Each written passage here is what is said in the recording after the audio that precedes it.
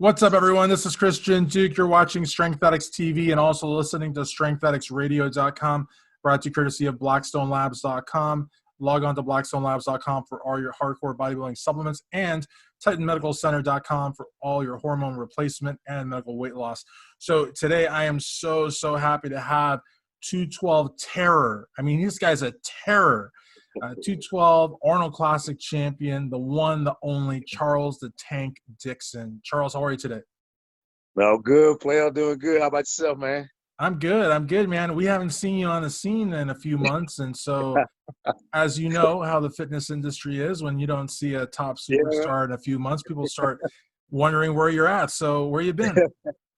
Man, yeah, you know, this is how the industry goes. When you miss a few months, then either think you're in trouble or retired or something. Right. They were basically, man, just like we had went through earlier. Besides the COVID thing, man, which is kind of, I think that put a damper on pretty much a lot of people competing this year, et cetera. So, but with me, besides it wasn't so much the COVID, it was so much if I have a little minor injury, I got a little bone spur in my right shoulder head. I wish you probably could see it now. It's sticking out. So Can't see I it, gotta have a little I got an MRI actually next week and go ahead and have a minor surgery, get it shaved out. So basically, man, that's basically where I've been. It's been kind of frustrating, man, because it just happened very abruptly. You know, 1 minute I was fine, then one day me and Trey went and trained. I kind of felt the strength leaving my right side a little bit, but didn't think too much of it. And then the next couple of days, man, I still could lift with it. And then all of a sudden, the third day, it was like, boom. Wow. My right arm was just pretty much gone. And the thing with a bone spur, correct me if I'm mistaken, Tank, but that's totally out of your hands. It's not an injury related to training. It's not anything. Yeah. It's just something that happens. Yeah, it's just something that happened. That's what the doctor told me. He was just like, I like, man, was it contributed from training all the years? He was like, nah. He said, man, bone spurs happen to ordinary people who don't do any kind of exercising or anything. He just said, you just have to be one of the unfortunate ones that got it. So, like I said, man, it kind of took me off guard. And like I say, it don't hurt. It's just annoying because I lost a lot of strength. Right. My right shoulder, my right bicep. And so it's kind of like, I don't want to be taking pictures looking out of the phone, but so. Well, I mean, and again, I think that goes back to the fact that you're an Arnold Classic champion, that you're a top tier guy. Cause like some of the, more middle of the road, not so well placing guys maybe would go out and just kind of, try their hand, even injured, but you're a top tier guy. So you really can't. Nah, man, that's not even. Man, you've been knowing me for years. I'm gonna bring top quality to the stage each time. Absolutely. And so it's not like I'm gonna go in there and like, just to compete, just to say I was on stage. I got throughout the years, I had to climb up through the ranks and fight to get to the point to being a top tier 212. And so I'm just being patient, man. So when I do come back, I still get that same good quality or even better when I do get back. Because the way these cats going on, the young cats coming up, man, when I tell you, I normally don't, and lately I really don't watch. I've never been the type of bodybuilder just when I go to social networking, I just go focus on bodybuilding stuff. I mean, I'll pay attention to it if it crosses my news feed or if it's a show like somebody I know doing, like my bodybuilding colleagues, the Davies, the guys, flexes and all that. I'll pay attention to it, but I'm not one of no bodybuilders just every day, I'm going looking through news feed, looking for bodybuilders. But of course, everybody have a little downtime. So that's pretty much all you see. So I see all the young 212s out. Don't get me wrong, they look good. They look extremely good. So I got my work cut out for me when I do come back. But it just really been a motivational thing for me, man, just to see that I know that the quality and the package I can bring to stage compared to what I'm seeing now.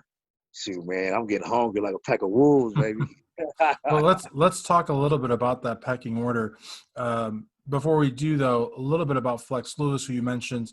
Where do you see Flex finishing in the Open? Because I have him as high as runner-up to Brandon. I don't know if he can actually beat Brandon this year, but where do you see him? I mean, you've competed against him. You know the quality of muscle he brings and the heart that he's got.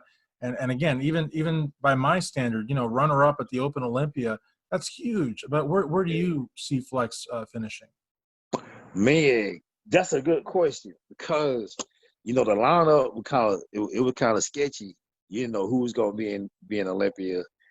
You know, a few months ago. So then when they finally got everything situated where they knew they was gonna have the show, then you know the names started dropping. And man, I will say this probably won't be, far as I don't witness, probably one of the best Olympians that in my era. And so you got Fields, you got Brandon, Ruley and you got Rowley, you got Bonek. and Tank. I don't believe it personally, but it's said to be Dexter Jackson's last Olympia. Man, everybody knows Dixon, my boy. Everybody knows Dixon, my man, 50 grand. And I had talked to him recently, but right before he went to California, he kind of hinted around it that it might not be.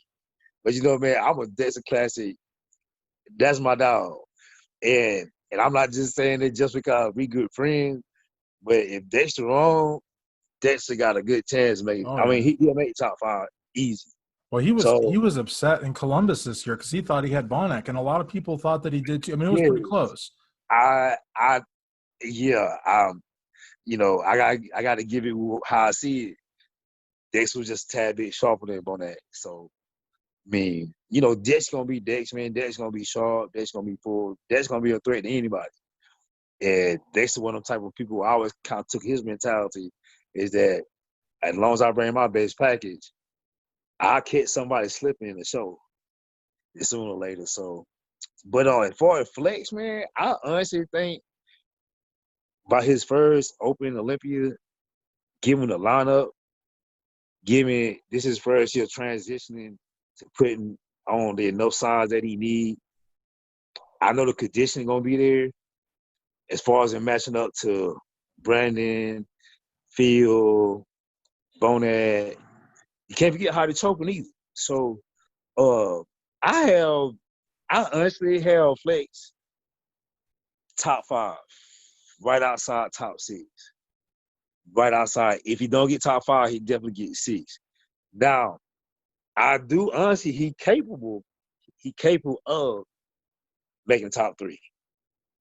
And that's a definitely not Flex. I mean, I hadn't seen him recently, you know, I'm sure he done got bigger. I hadn't seen him recently, so I'm just going by, you know, previous shows that I done competed with him against. And man, the thing about it, compete with Flex, it was always like this. It was like we knew Flex was right here. And we knew that it was several guys, well, a few guys that could match Flex in size, but we had to bring everything. So you had David, Eduardo, me, Jose, and it was always like this Flex.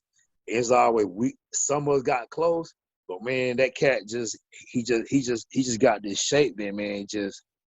It's just hard to beat, and you can be 100% on with Flex, and if he 100% on and you at your 100% on, it just, you know, 9 times out of 10, he gonna get you in some kind of aspect, whether it be his calves, his hamstrings. It's gonna be something that's gonna set Flex off from everybody else. And I think he gonna take that same body type, that same mentality to the Opens.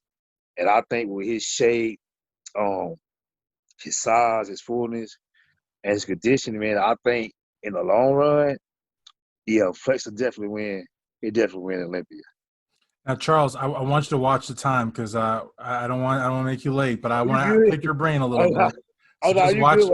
Well, actually, like I say about 145, I say, man, we good for about 10 more minutes. We good. Okay. Good. All right. So now diving into the 212. because the 212 again, and now we know where you've been. You know, the time you've been absent. Got the bone spur. You're going to take care of that. You're working with Charles. You're working with Charles. You're Charles. You're working with Trey Hodge.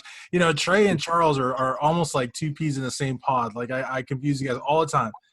And it's a great story because I compare your story to Brandon Curry's story with Oxygen Gym. You know, when Brandon went to Oxygen Gym, his career was kind of like, you know. Yeah. And you were about to retire, and you went to Trey, and it's like it just complete turnaround. Complete turnaround. I mean, you know the story. A few people know the story. Man, I was to the end. I was like, man, I'm done. You know, I was going through a few personal issues with custody stuff with my son, and man, I kind of had somebody that was helping me, kind of not. He was leading me in the right and the left, and not the right direction. And man, I just got frustrated. And I said, man, I quit. And so, Monique Jones, everybody know Monique, and man, I was working out. And she said, man, I talked to Trey. Trey said he wanted to train you for your next show. I was like, man, I ain't doing no more shows. He was like, well, just talk to him. So I talked to him that evening. And he was like, man, I really don't want you, you know, to retire. And because he said, man, I know you could do it. He said, man, we had 6 weeks for a show in Greensboro. And he said, man, just give me a chance. Said, let me work with you these 6 weeks and see what happens. If you don't like it, fine. If you still want to retire, cool. If not, you know, we'll go from there. So I like, all right. And so, man, like I told you, I went from being like 60% to like 80% in 6 weeks. And, you know, a lot of people know my 80% is pretty good. My 80%, my 80% is other people 100%. So, man, that particular show, it was Tricky, Guy, Curtis. And Curtis, you know, Guy's another one that's still kicking around. Guy went out and won a show yeah, last year. I know, right? Yeah, he's with Blackstone Labs now, so very cool. Yeah, man. And well, go ahead. And I ended up coming in fourth, man. Ended up coming in fourth from that lineup, and I was ecstatic. And man, and you and everybody else know, man, the rest be history. So, man, Trey been glued to the hip, about 13 years now. So. And what's interesting is that he was a competitor too, but I think he found his niche. He found his stride as a coach. And sometimes that happens. Like, you know, you look at Charles Glass, he was a great competitor, but he's a way better trainer. You know what I mean? Like sometimes it's just kind of like, you know, feeling around kind of thing, you know, where you really, you know, really hit your stride. You know, somebody else too that's still kicking around, but my gosh, Derek Farnsworth, he got a top 5 in Tampa. He's 50. I didn't realize he was 50 years old. Derek and Dexter is two people in this sport that is keeping me competing. And I'm like, because originally, man, I had said by the time I'm 48, between 48 and 50, I'm probably thinking about retiring. Oh, by the time my son got to middle school. So both of those didn't happen. I just turned 48. And my son is actually like pre-middle school. They like he in the 5th grade, but that school district, fifth grade is like pre-middle school. So I'm like, yeah. Then I keep watching Dixon, man, and I keep watching Derek. I'm like, these cats is, and I mean, I'm still healthy, and I'm still competitive. So I actually had a conversation with my son a couple of days ago. So I said, what you think about how long? I asked him, how long do you think I should keep competing? So he said 2 years. I said, why 2 years? Because I said, Daddy, he said, well, because I know you're going to do well next year. But he said, if you compete 2 years, then either you can win the Arnold or the Olympia, and then you retire. Right. You already won the Arnold, so. Yeah, so I was like, man. So I'm like, all right, man. So, like, with him playing AAU basketball, I mean, I don't know where he get the basketball thing from, but he a great basketball player for 10-year-olds. So he played AAU ball. So that's pretty much what I've been doing with him. So I know I've been doing a lot of travel with him. But he was like, Daddy, you'll be all right. You can miss a couple of my games. So, but between him and Derek and Dexter, man, look, I'm like, look, yeah, I gotta keep doing this, man. And like I say, man, I'm still, healthy besides the amount of injury. I still got the drive. I still got the motivation for it. And of course, I still got the body for it. So, I mean, so we're gonna keep on going till the wheels fall off. Absolutely. And the thing about it too is, I mean, Dexter Jackson, I know, he's competed for so many years and he probably wants, some downtime, but like to me as a writer and as a fan, it's like you're getting second place at the Arnold Classic and not Man, just second place, but, Big Ramy, that was his first ever Arnold yeah. Classic. Chad Nichols, no less, and Dexter stopped him dead in his tracks. I mean, Big Ramy wasn't getting anywhere past Dexter. Nah, it is like it's kind of like I'm pretty sure Dexter probably feel the same way I feel. And you kind of like at this point to where you thinking about retiring, but you can't. At this point in time, you just can't because it's not like you still not competitive. It's not like you still not capable of beating top names, and it's not like you not capable of winning any given show that you compete in. So it's kind of like, you think about it, but then you like, man, not right now. I can't retire, right now. And for me, I couldn't retire right now anyway, man, because I got some unfinished business left to do, and I don't want to go out like I did last year. And plus, man, I got a lot of my fans just anxious to see me get back on stage. And I feel like I owe them a lot, man. I owe them at least 2 or 3 good more years of the tank, man. Yeah, man, I'm just it's been a little difficult, man, sitting back watching it. And man, it just like, I really don't pay attention to it a lot. But then when I do, it's just like, man, I just be like, man. So I mean, it was a couple weeks ago. I know everybody was talking about when they did George, what is it, Tampa? Right. Well, And they've had Tampa, New York. They've had a few shows. Yeah. yeah, And they're both in Tampa. Yeah. and they both in Tampa. Right. And now you got And Chicago going to Atlanta. So it's like, that's crazy. yeah. And it was a guy. I guess he a big fan of 212. He always keep up with us, and he got so many comparison pictures of all of us. And he put a picture up against me against George, me at my last show, and George at his last show. And the comparison, I mean, don't get me wrong, that would have been a good matchup. But just the simple fact that he posted that, and a lot of people thought that if me and George were to match up, that me, George at his best, I'm at my best. A lot of people say I would have won. Some people say Oh yeah. George. I mean, and I like Georgia Bull Peterson. He's a great bodybuilder. So is Keon Pearson, who's coming up to 212. But, Yeah. you're an Arnold Classic champion. I mean, these guys, and it's not even about paying dues. It's about muscle maturity. It's about the progress on stage. I mean, both of these guys were classic physique not too long ago. So you don't just, drop into 212 and start winning everything. And the thing is, you and Jose Raymond, I think, were almost like it was almost like you were in a niche within the 212, because the only guy I can compare to you in terms of that freaky muscle density would be Jose Raymond. But I don't know of anybody else, including Peterson. I don't know of anybody else that comes anywhere near that. You guys were like the Branch Warrens of the 212.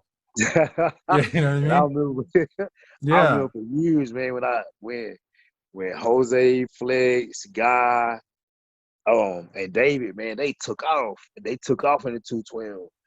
And then when He Day came in, it was He Day. Then it was like, you had them top 5, and then you had me like right under, and I was like, man, I gotta beat one of them sooner or later. I said, I don't care if I gotta beat one of them at a time. I said, I gotta start beating these cats to get in that top level. And then so be it. I ended up beating David. I ended up being Jose. I ended up beating Guy.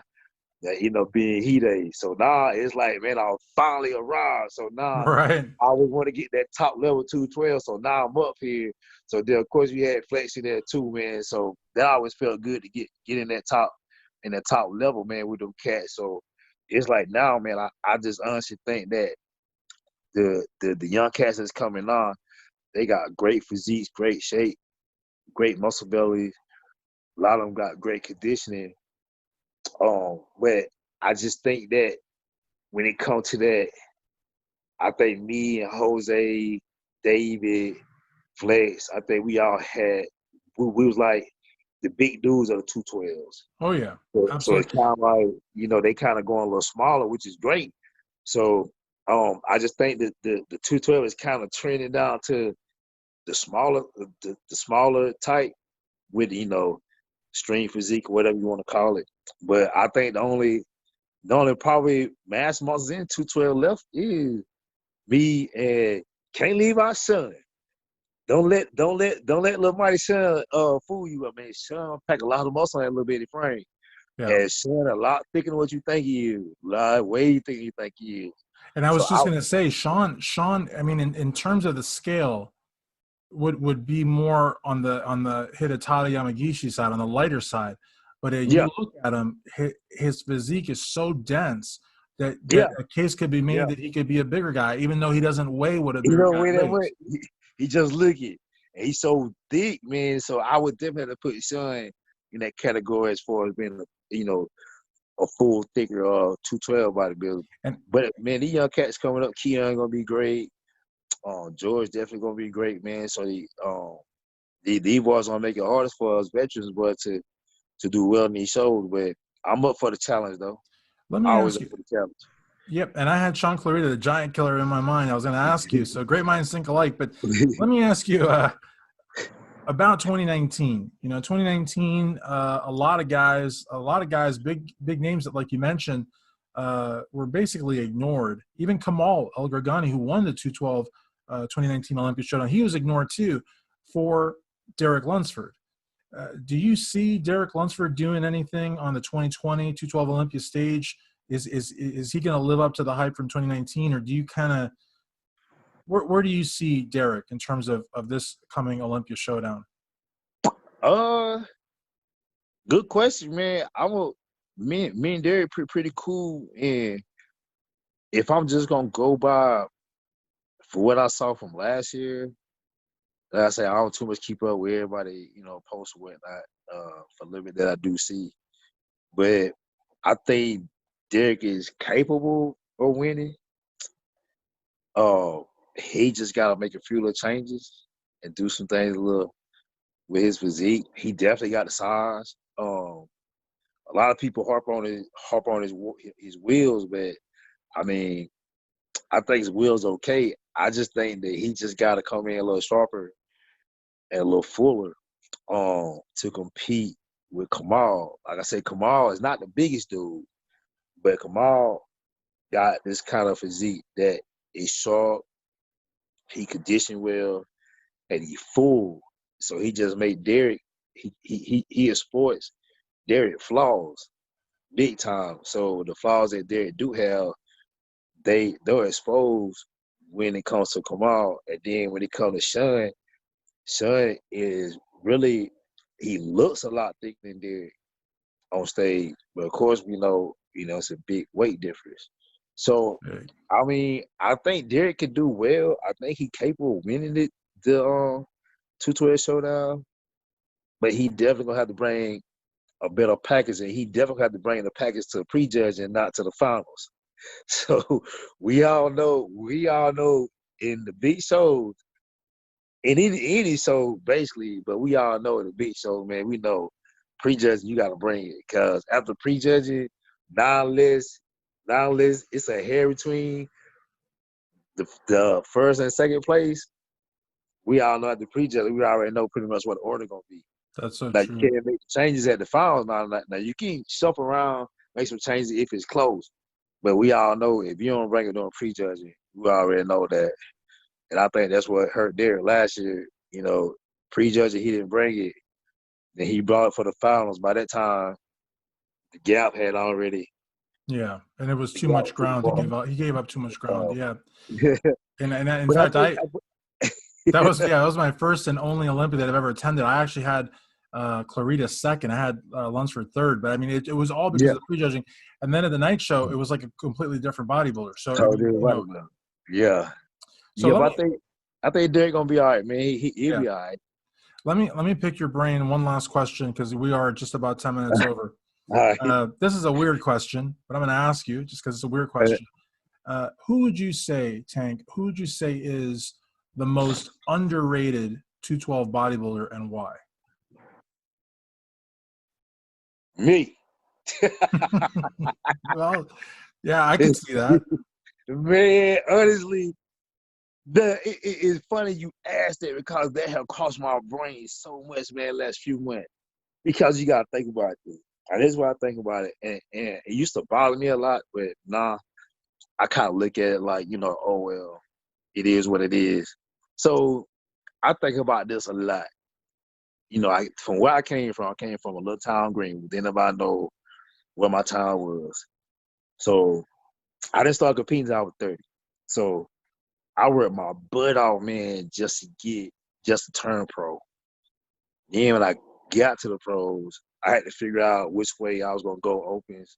I've already had opens, so then they finally came up with it. It was 202 then. So man, I spent all them years trying to figure out how I'm gonna get to the top. And once I finally got there, wasn't nobody expecting me to get there. So it's like when I run my first show, then I won my second show, then I won my third show. Then I'm like, man, I've been to the Arnold Olympia 7 straight years, 7 straight. And then I'm looking like, man, I ain't even got 30, man, I got 38,000 followers. Then I see other cats got 100,000, and they ain't never nowhere even beat me. A lot of those guys probably bought those followers, but yeah. and then man, it's like, I never got invited for guest posing, not that often. Man, it was just like, I would just do that was winning, and I was being competitive, and everybody knew if the Tank come in and shape, I could be off and still make top 5. Oh my God, yeah, absolutely. It was like, on, it was like, man, it was some shows I lost, I should have won. I can deal with that. That's cool. But man, I never felt like I never got the notoriety, or never got that clout that I thought I should have deserved. Because like I say, even though they bought them or not, man, if I post something, I don't get that many likes. I might post a fantastic video, I don't get that many likes. But I will say I got the few fans that I do have, I got some loyal fans. And even the media is like some dudes that hadn't even won a show or ain't even come close to beat me. I always got the interviews. I always got invited to this. I always got invited to that. So I was just like, man, I just must have just forgot about the Tank. So yeah, man, I always felt like I was the most underrated. I always felt like that. And I always felt like the dudes, even the younger cats that's coming up behind me, they get way more, they get way more pressure than I do.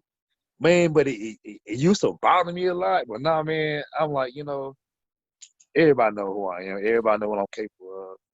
And I appreciate the loyal fans that I got, like you part of the media. I'm just saying, think about this.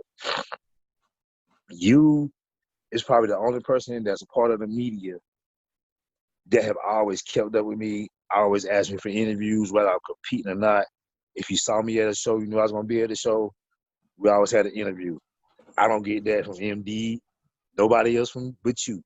But they'll run to everybody else, though, that's not on top of their game, but you always been there. So, man, I just learned to accept the good quality people and the fans that I got. Everybody know I'm capable of. I think my legacy, always speaks for itself. So I'm cool with it now. But yeah, most definitely me. I'm the most underrated 212 in the game. Yeah, and it really, I really see that, and I appreciate all the kind words. I would love to see you on Jose Raymond and Nate Tilo's podcast. I think that'd be great. And honestly, you give great interviews, and like the interviews we used to do in the hotel room with you and Trey, those were amazing interviews, and they have like pretty good hits for my channel. And you never lie. That's the thing. And so a lot of the guys that do get all this media attention, they always give bullshit answers. And no two answers are ever the same because they're always making up stories. You know what I mean? Like they're always making up stories. Oh, RX, you guys mean the world to me. Without you, I'd be no. Oh, MD, without you, I'd be no. It just, you know what I mean? Man, They're full of shit. You know what I mean? Like, but they oh get. man, I don't understand it, and I think that's why last year. And I like Derek a lot. I really do.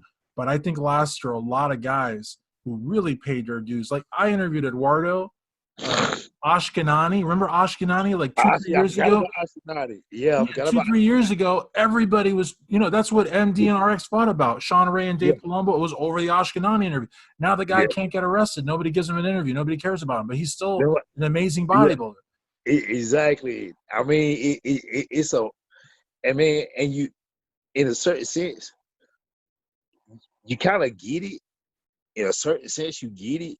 I understand that the media of the sport sometimes has to go to the direction where the most attention go to keep it. But I think by them doing that, I think it's kind of bringing the sport down a little bit as far as interest level because of the direction that it goes.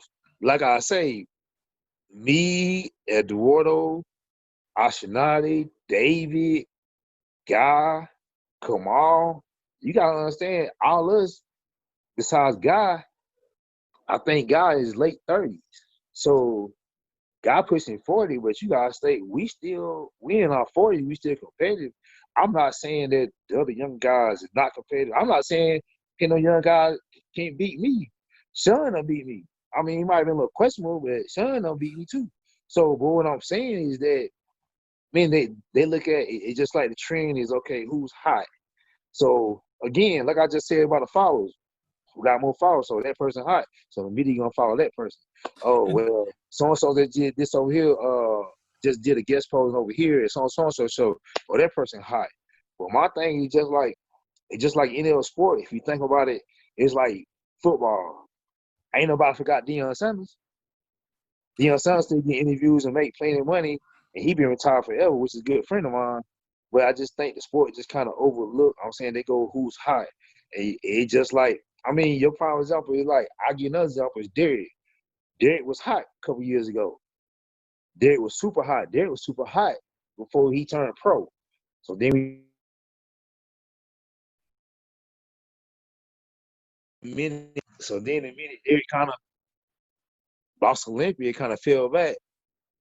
The media got off Derek for a minute. So it's always kind of like who hot. And I just think the industry, man, just kind of forget about the people who kind of set the tone, especially for the 212. So, I mean, man, you know me, I'm still gonna do me regardless. Yeah, no, and I felt bad, and we'll end now, but I felt bad for Derek too. Jose Raymond and Nate Thiel made a great point. He didn't even want that. The media like Nah, likes to pick and say you're hot yeah, now.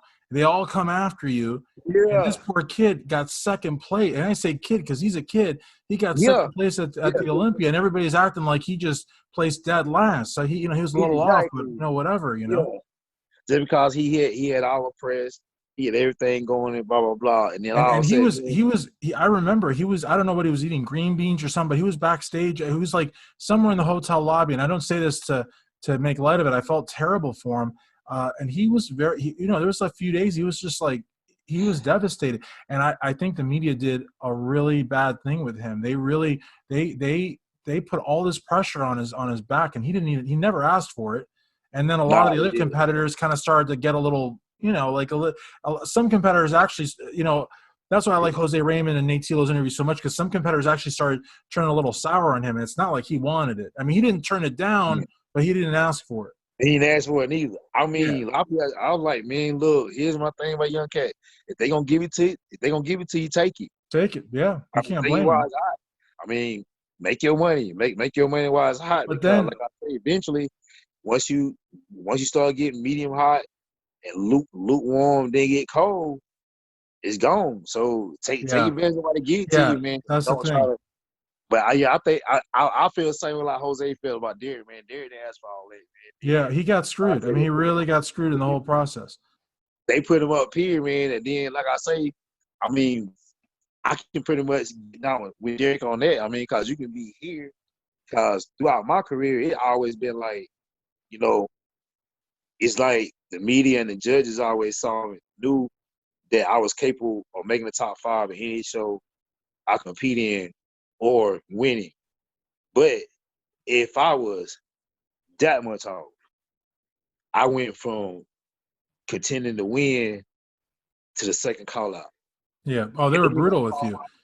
Anybody follow my career know that has been true many a times.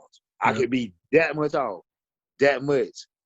But somebody that was that much off took my spot in the top 5.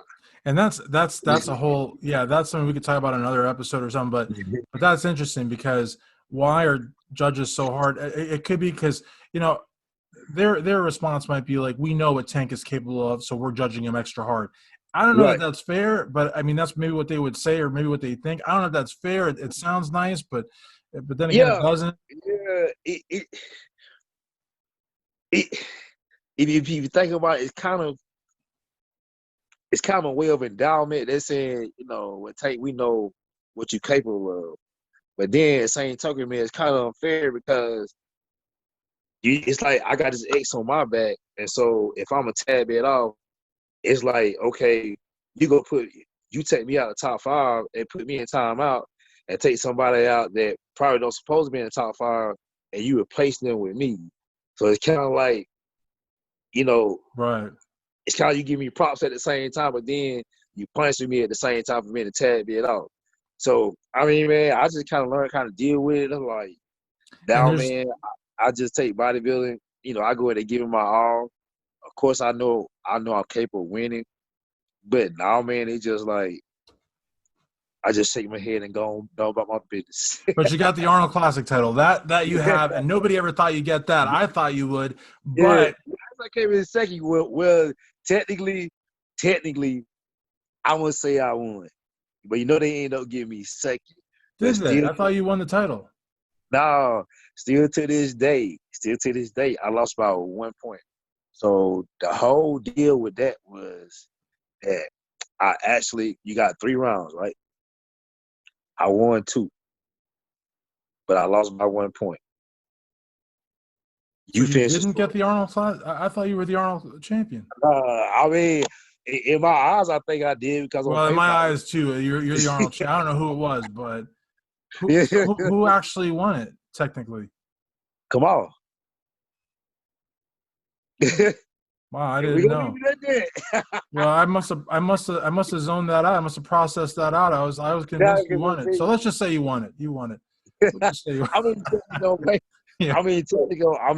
I'm not, and a lot of people know the story. You're the uncrowned Arnold champion. I mean, technically, like I say, it's 3 rounds. Yeah. I won 2. You would think. Kamal won the finals routine. That's the only thing he won. All I'm saying is I won 2 out of 3. Yeah, that doesn't make any sense. Yeah, that's like powerlifting. Powerlifting, there's 3 judges. Even if one says no, the other 2 say yes, that's a good lift. I don't know. Look at me, man. I think we all kind of know what happened, but I would just, man, for me, that was by far my best look, and by far probably besides my first win. Yeah, my first win. And to know that I looked that great and I came that close to getting that major title. I thought you won the show. You looked amazing. Yeah. Well, technically, yeah. All right. So listen, so your poor kid's going to think you forgot about him. No, you're way late. Well, normally I leave early because the traffic in my hometown crazy. So he technically don't get out like 2:45. Oh, you're good. Oh man, you're way early then, but that's still good. I always leave like 1:45, 2 o'clock. That's just smart. to get that traffic, man. So if I get there early, I'll sit in the pickup line and play on my phone. So yeah, or you can flex in front of all the moms. That's what you could do. That's what you could do for sure. For sure. Destroy some marriages just by flexing. But well, you funny, boy. That's why I love you, bro. That's why I love you, man. Well, I want to thank you very much for for the guy who I thought should have won the Arnold, and the guy who's going to come back and wreak some terror on the 212, and the Young Bucks too. I mean, the Young Bucks, like as you said, nothing but love, but they're going to have to earn their spot on that stage. And I think you and the old guard still got a lot of gas in the tank. So we'll see. It's going to make for some great bodybuilding, which is what the fans love. It will, man. I'm looking forward to it, man. I'm not real. I mean, I know other young cats. I mean, the only person that Derek pretty cool with all other young cats, man. I don't know him personally. Well, I hope you do. And I'm pretty sure. I hope they talk to you, but they may never admit it. But my thinking is they're probably just a little intimidated by you guys. So that's probably why they haven't. But the good thing about the 212, though, is as soon as you guys do a show together, that backstage camaraderie will gel. You guys will. Man. That's the one thing about your division. You didn't have the problems men's physique had some years ago, or the problems open bodybuilders have. It's like a big family. So I think once you guys compete together, it'll be good. We do, man. I will say that our main focus is when it's showtime, man. We definitely want to do our very best. And we want to try to beat each other head in. But, man, one thing I can't sit here and say, and this was before, Shuns came around and all the other young cats. So it was just Flex, me, Jose, Hide, God, and David, and Eduardo. And, man, we used to go at it at show. But after the show, man, man, sometimes, man, we would all, few of us would go get together and eat after the show. Right. But once we got on the stage, it was like, man, ain't nobody shaking no hands, ain't nobody doing that. We trying to beat each other, but at the same token, versus the other divisions, the opens, they could be some divas, boy. Cause they be backstage mean mugging people. The physique dudes want to fight. The classic dudes want to sit here and I was like, boy, y'all awful. Yeah, for sure. And that's another guy. Talk about getting screwed. Poor David Henry. He's been screwed quite a few times too. Man, and David, man, as y'all know, man, David real good friends, man. Me and David good friends for 2 days. And man, like I say, I think David was the one that kept the veterans keep going. So then it was like David kind of led the way. And then we followed, and still to this day, man, David still being competitive.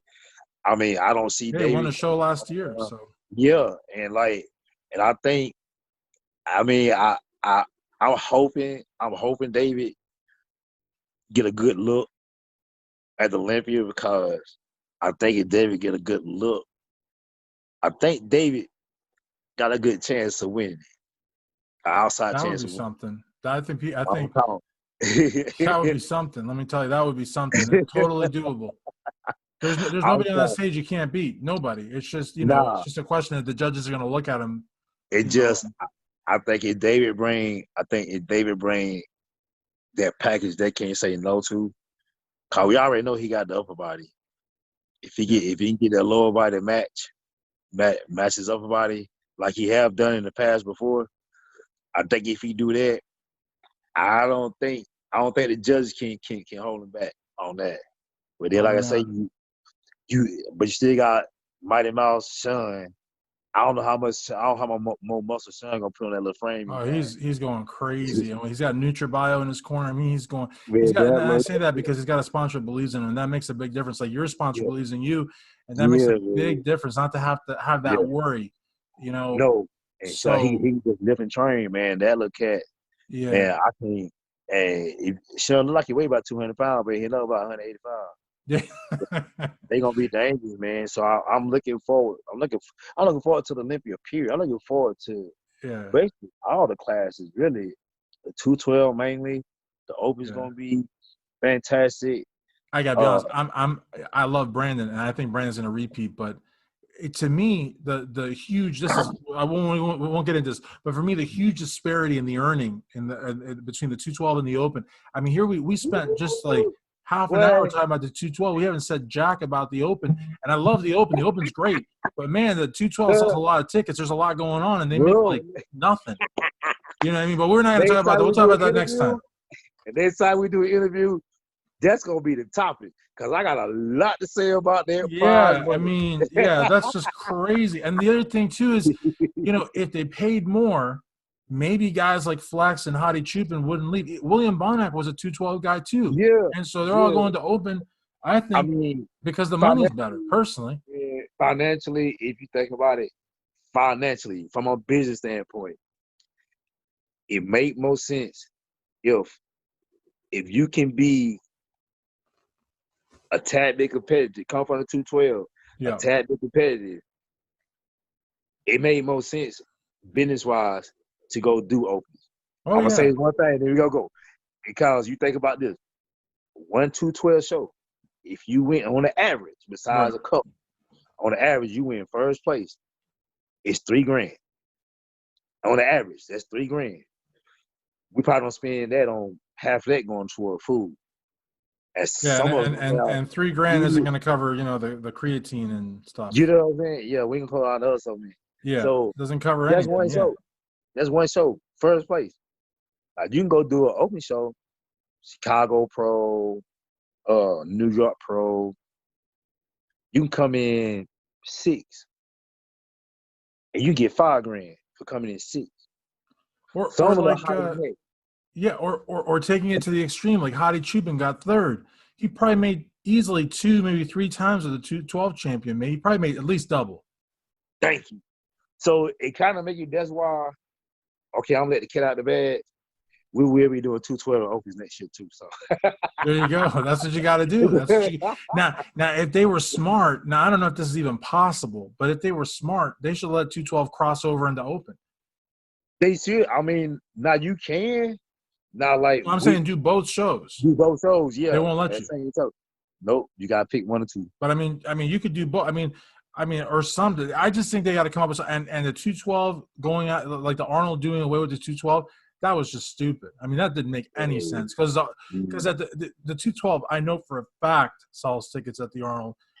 Yeah, it wasn't a business move. I don't know. Like I almost thought they were trying to kill the division. I don't know, but why would they do that? That doesn't make any sense. I don't know. We'll talk more. We'll talk more on an interview. I want to thank you very, very much for doing this, Tank. I really appreciate it. Yes, I would love to see you. Yeah, I'm putting it's kind of like that ice bucket challenge. I'm putting the challenge on Jose Raymond and Nate Tilo to do an interview with you for their podcast. I think it'd be a great interview. You tell the truth, you're honest, and you're hardcore. You competed with Jose for so long. And RX and MD, I'd love to see them give you some love too. But I mean, I don't know. I'm good friends with Ron Harris, and I think MD is a great site. And I'm shocked. I ain't hot right now. Uh-huh. Yeah, you're hot right now. You're hot. You're hot. So everybody come over to Charles. He's hot. So I really appreciate it. Man, I appreciate you, man. I really appreciate you. Look, man, I mean, honestly, the truth be told, man, you probably the first person this whole entire year that from the media, mainly from the media, of course I got fans, man, for the media that really just kind of like be wanting like, what the hell Tank is? We heard enough from Tank. So, man, to me, my heart, man, that means a lot to me because that tells me that you think a lot of me. A lot. I love you, man. I think a lot of you. Absolutely. Man, I appreciate it. I mean, you think a lot of my career. I say, man, you been from even before I even won my first show, me and you we always had a good working relationship. And you always. Man, so it means a lot. So, man, you've been tagging me and stuff since you started your page. You've been sending me messages, man. I mean, blah, blah, blah. And, man, that meant a lot because, man, kind of for a minute, man, I just kind of thought, besides my fans, man, I was just like, bodybuilding just kind of forgot about the Tank. No, not at all. Not at all. You're awesome. You're awesome at what you do. You're a great poser, so much so that the posing legend himself, Tricky Jackson, hired you to guest pose for him because he wanted to guest pose. We hired you. So, no, you're awesome. And with Trey in your corner, unstoppable.